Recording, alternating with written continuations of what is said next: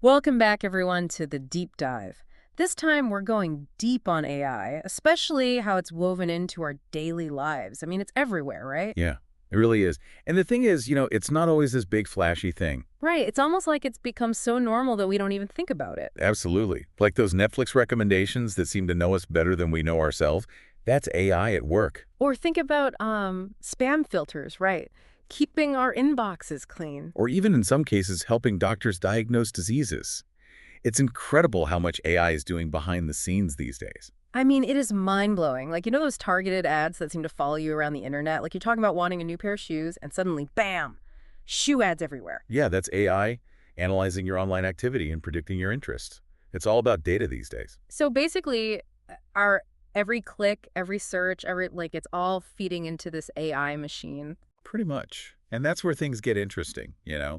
Because every time we interact with a device or platform, we're feeding information into a system that's constantly learning and refining its understanding of us. So it's not just about AI being smart, it's about it getting smarter all the time. Exactly. It's learning and adapting, and that raises all sorts of questions about how this technology will be used in the future. Okay, so that's a little bit creepy. Like, how much is AI really learning about us? It's a valid concern, and it's something a lot of experts are thinking about. One of the articles we dug into for this deep dive really highlights the potential downsides. Downsides, huh? Like what? Well, they outline three major concerns.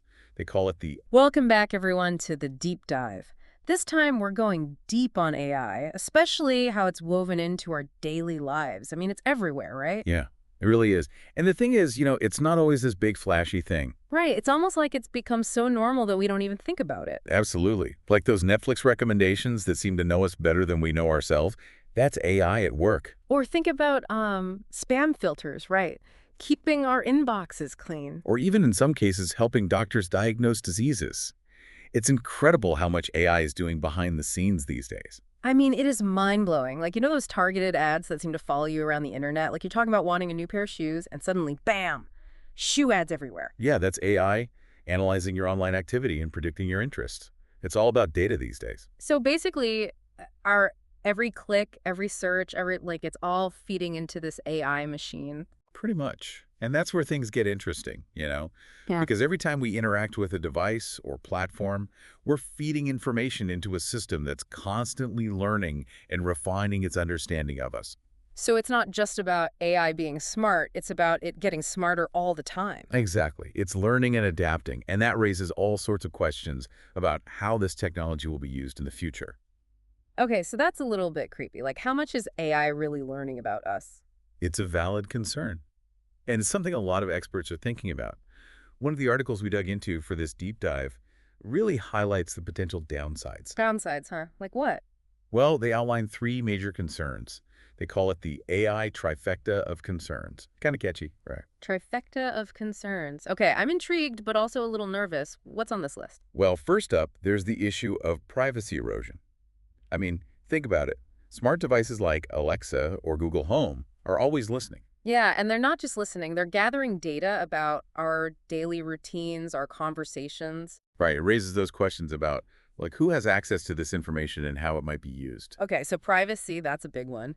What else is on this trifecta of concerns? Number two, algorithmic bias.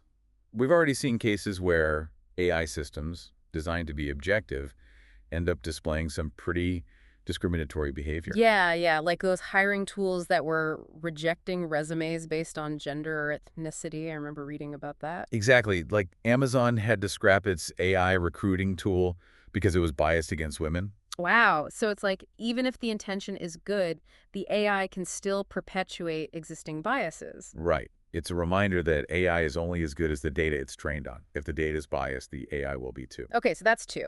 Privacy and bias. What's the third concern in this AI trifecta? The third one is overdependency. As we rely more and more on AI for everything from, spelling corrections to navigating traffic, there's a risk we might lose some of our own cognitive skills. Like if we let AI do all the thinking for us, will we even know how to think for ourselves anymore? It's a real concern.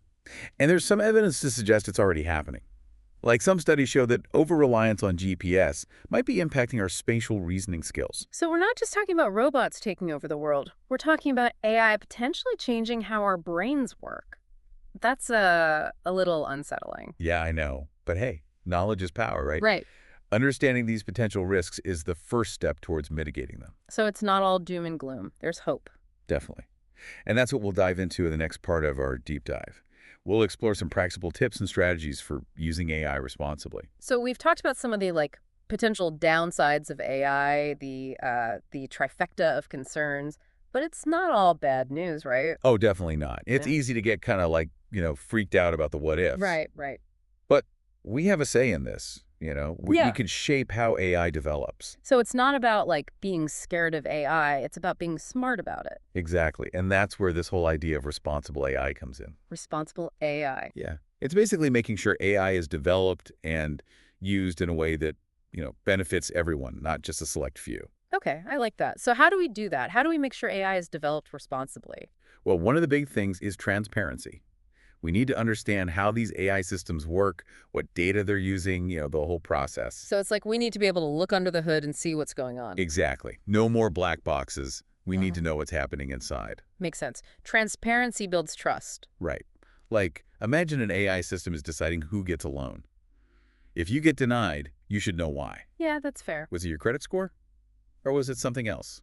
Transparency helps us make sure things are fair and unbiased. Okay, so transparency is key. What else can we do to promote responsible AI? User empowerment. Mm. We need to give people more control over their data and how it's used. You mean those cookie banners we see everywhere? Yeah.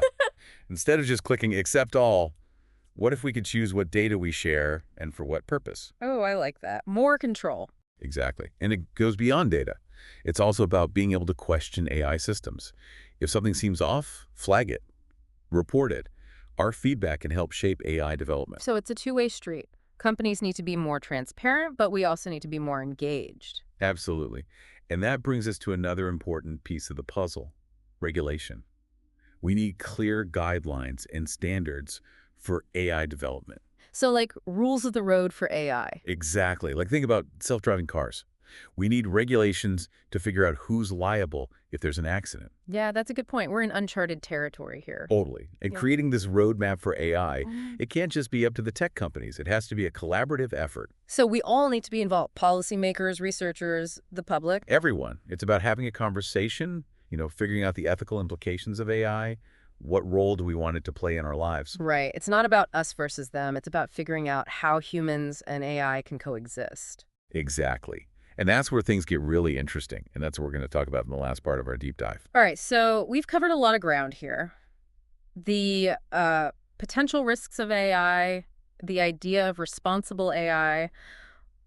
But how do we actually live with this stuff, Right. What does this all mean for, us regular folks? Exactly. It's easy to get caught up in the big picture, but at the end of the day, AI is becoming part of our daily lives. It is. And I think, the first step is just being aware of it.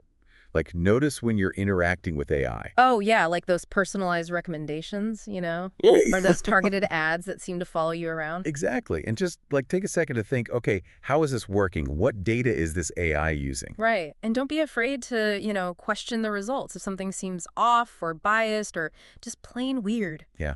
Dig a little deeper. Do some research. Because these systems, they're designed by humans, right? They're not perfect. Exactly. They can make mistakes. Yeah. And they can reflect our own biases, Yeah. So we've got to be critical thinkers, not just passive consumers of all this AI-generated content. Right. And on that note, data privacy. No. Super important. Oh, yeah. I mean, it feels like our data is everywhere already. It does. But we can still take steps to protect our privacy. Yeah.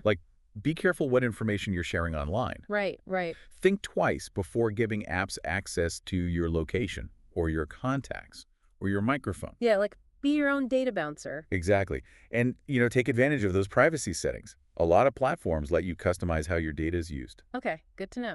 So awareness, privacy, what else? Critical thinking skills. Mm-hmm. Those are, essential in this AI-driven world. So don't just believe everything you see online. Exactly. Especially when it comes to AI-generated content. Learn to spot those deepfakes, Be wary of misinformation. Yeah, it's like being a digital detective. Always got to be on the lookout. Totally. And it's not just about us. We got to teach these skills to the next generation. Oh, yeah, the kids. They're growing up in a world where AI is just a normal part of life. It is. So we need to teach them about AI, how it works, Yeah. its limitations. Help them be those critical thinkers. Exactly. And encourage them to ask questions, to be curious. Right. We need a generation of, like, digital natives who are also digital skeptics. Yes, and remember, we all have a voice in this. The future of AI is not set in stone. Oh, that's good to hear. I was starting to feel a little powerless. Nope. We can shape this. Don't be afraid to demand more transparency from companies. Support organizations that are promoting ethical AI. Right, right. And talk about this stuff with your friends, your family, Yeah. your community. Because the choices we make today will shape the world of tomorrow. They will. So let's make sure AI is used for good, to make our lives better, not worse. Yeah, without compromising our values. Exactly. And that's what we wanted to leave you with today. AI is here to stay, but it's up to us to make sure it's a force for good. So stay informed, stay engaged, and stay curious. Great advice. Well, that's a wrap for this deep dive on AI. Thanks for joining us. And until next time, keep exploring. Mm-hmm. But, maybe unplug every now and then, too. Yeah. Get out in the real world, have some real conversations. Because sometimes the best way to understand the digital world is to disconnect from it for a bit. Yep.